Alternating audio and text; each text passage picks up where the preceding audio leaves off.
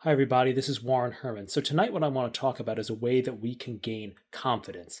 The thing is, I've really been looking throughout my life for a thing I can believe that I know is true, that can give me perspective in situations that make me scared, that make me fear about things in my life. And the thing that's really important about this is because sometimes as Catholics, we can have a sense that our journey of salvation is somewhat dangerous. And there can almost be a sense sometimes that it might be easier if we were just Protestant and could just be like, all right, I'm saved and it's all over. There's nothing to worry about. But when we dive into the authentic complexity of our salvation, sometimes we could still need to try to find a way that we can really hold on to that helps us to have confidence in the different struggles and challenges of life. And I want to give you two concepts that I think are going to enable you to embrace this kind of confidence and are going to let you have greater faith in different circumstances and understand how we can let go of fear. So, the number one thing that I want to say is that there's an expression that says, don't make a mountain out of a molehill. And obviously, this refers to the fact that we don't want to make a big deal out of things that just aren't a big deal. But the thing is also, sometimes we can be scared about things, whether it's our salvation, our vocational discernment, something that's important. And we really kind of, you know, can't really call it a molehill. So what do we do? How do we not freak out about things in life? Well, I think the thing is to remember that, you know, in life, there may be mountains from a human perspective, but to God, there's only hills. There might be things that may not necessarily be a molehill, our vocation, our salvation, these big decisions in our life, serious illnesses, so on and so forth. These things may be hills, but they're not mountains for God, because God is so big that everything is so small in comparison to Him. So keeping this phrase in mind, that there's nothing in life that is a real mountain if we believe in God, because the things they just don't rise to that level. And so understanding that there's absolutely nothing, if we know that God is with us, if we have God's help, there is nothing in the world that is a real mountain anymore, because we know something that's so much bigger than the whole universe. It's like, so if someone who is bigger than the whole universe is on our side, there's no legitimate mountain. There are hills, but there's no mountains. So that's a concept that I want you to hold on to, because sometimes what happens is when we go through situations in life, our brain can perceive danger and perceive such a high level of threat. And then whether it's trying to deal with sin, whether trying to avoid sin, we're afraid, or whether we're dealing with a conflict or challenge at work that seems like things are going to go pretty bad, like maybe I'm going to lose my job, maybe this is going to happen. These things can kind of go to this mountain level. We can say, oh, this is a really big problem. But we want to remember that nothing needs to be graded at that level because God is so big. And that's not the thing that's important. We want to make sure that we realize that everything, even if it's a hill, it's not a mountain. And don't make mountains out of molehills anyway. Don't make don't make things a bigger deal than they are.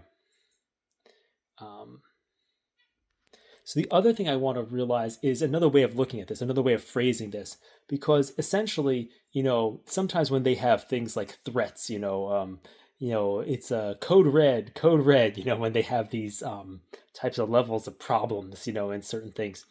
And I want to just realize again that along the same lines that we just spoke about, that, because of God, nothing in our life should ever be code red, because the main problem is solved. We have a God who loves us.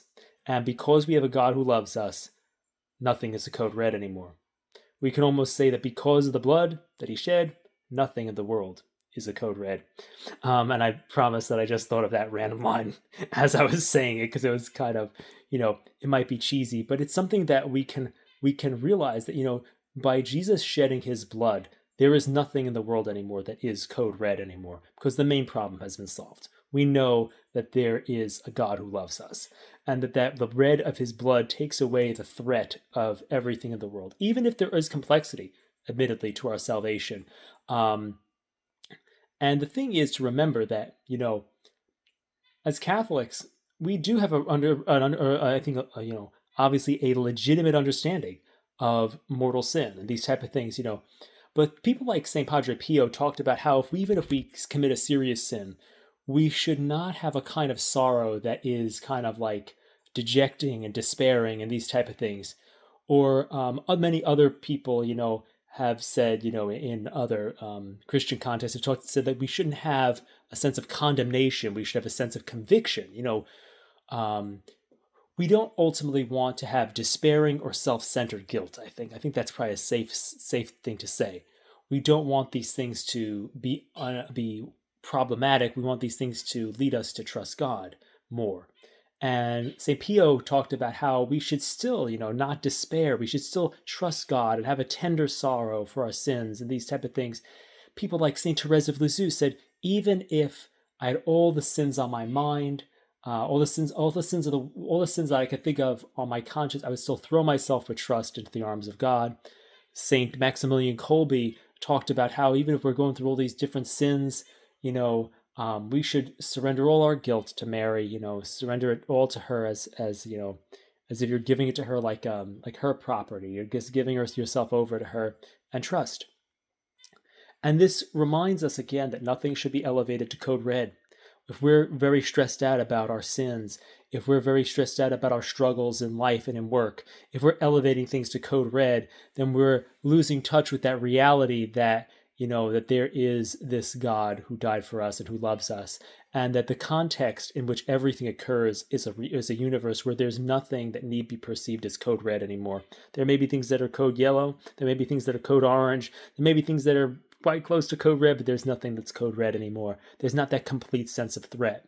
Because I think that one of the deepest problems that we have in life in our personal mental and spiritual lives is the idea of perceived danger. When we're going through life and we're terrified of am I going to take the wrong turn in my vocation, or am I going to commit a sin? We're so freaking out about these things that we actually hamper our ability to know which way to go and to relax and not be obsessed with sin and just do what's good and love God and love others. So the real thing is that we want to use these perspectives that we don't need to make a mountain out of a molehill, and for God, there are no mountains, there are only hills.